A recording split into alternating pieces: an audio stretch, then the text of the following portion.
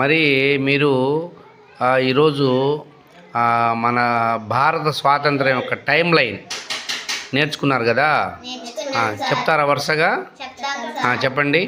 1498 Vasco D gamma ఇండియాను కనుగొన్నారు. 1757 British వాళ్ళు మన దేశాన్ని పరిపాలించడం స్టార్ట్ చేశారు. 1857 సిపాయిల తిరుగుబాటు. 1885 భారత జాతీయ కాంగ్రెస్. 1905 బెంగాల్ విభజన. 1919 జలియన్ వాలాబాగ్ దురంతము.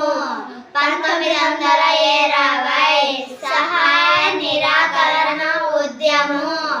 1930 ఉప్పు సత్యాగ్రహము. 1942 క్విట్ ఇండియా. 1947 ఆగస్టు 15 ఇండియాకు స్వాతంత్రం వచ్చింది.